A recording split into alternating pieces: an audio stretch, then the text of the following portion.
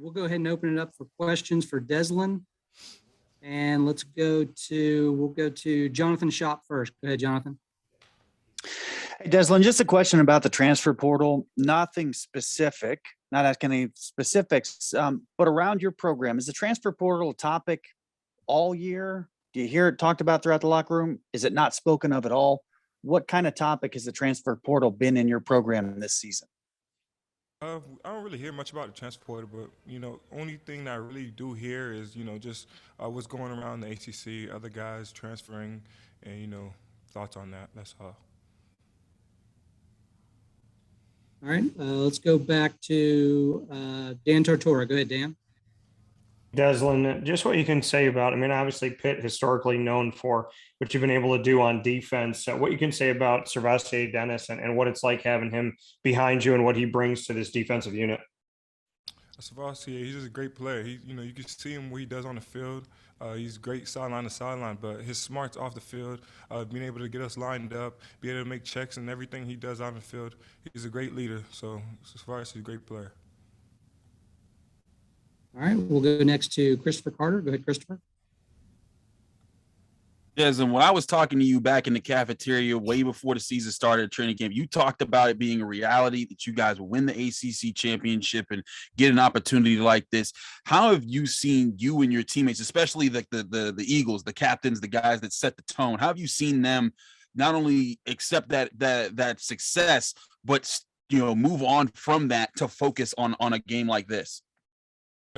Just speaking back then, I was just speaking that forward. Just being here and just watching the guys grow, watching guys every day put the work in to get to this point. It was just something that just happened overnight. Years and years of work came into this, so it's just great to see this, coming to fruition. Guys just putting in work and all showing. All right, next question. We'll go back to Jerry. Go ahead, Jerry. Deslin, thanks for your time. I was just wondering, as a senior, a guy's been around a long time, what would it be like to win that 12th game, tie a school record that was set back in the day by a national champion? That'd be great. It also, just like you said, a national champion team that did that way back. So, just be able to be another team that did that, we have a chance to make history. So that's what we're after. All right, next question will go to Johnny McGonigal. Go ahead, Johnny. Yeah, Deslin, thanks for your time. With obviously you're able to take advantage of a super senior year in 2022 if you want to. Is that a decision you've made yet, or is that something you'll announce after the bowl game?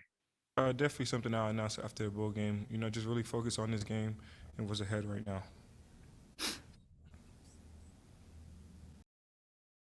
All right, next question will go to Anthony Patterson from the AJC. Go ahead, Anthony. Hey, Deslin. Hope you're having a great day so far.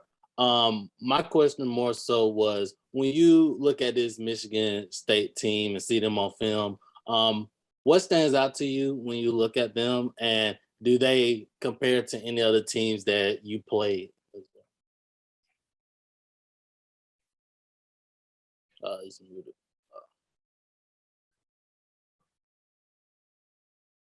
They're a really good team. They're a good physical team. They run the ball really well. Even without their running back playing, I think they do a lot of good things, with some 11 and 12 personnel things, switching it up. So, we just be ready for whatever they throw at us.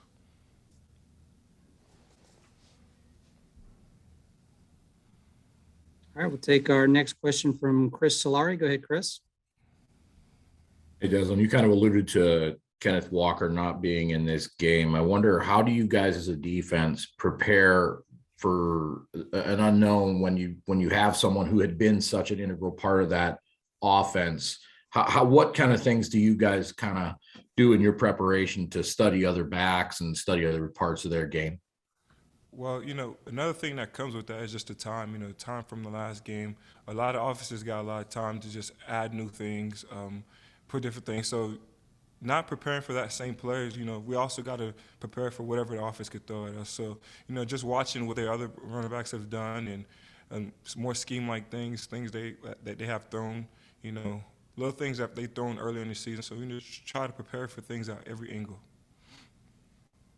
All right, we're going to take a couple more for Deslin. Let's go next to, we'll go to Dalton Coppola. Go ahead, Dalton. Hey, Deslin, thanks for your time. Just from a defensive standpoint, I know you guys have practiced against Kenny and Nick Patty all year. What do you see? What are some differences you're seeing from Nick, and how is he taking over the offense in practice? You know, just Nick, you know, being a young guy, you know, he also he's a great leader. Just being out there, you know, we also have a next man mentality in here. So him coming, not skipping a beat, being able to take and run the show. So I think he's been doing a really good job doing that. All right, and last question, we'll go back to Christopher Carter. Go ahead, Christopher. Piggybacking on that, Deslin, you know, Nick's been a guy who, you know, he's been around a while. Like, you guys know who he is.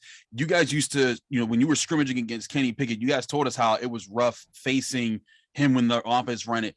What is your experience lining up across from Nick, seeing what he brings to the table as a quarterback, and what is the vibe amongst the not just the leaders but the whole team about Nick as a person? I think Nick's a great competitor. He's a fiery kid. You know, he does a lot of good things. He does a lot of good things with his throwing arm. You know, does good things extending plays. So Nick's a great competitor. So you know, I'm excited to see what he brings out for us on Thursday.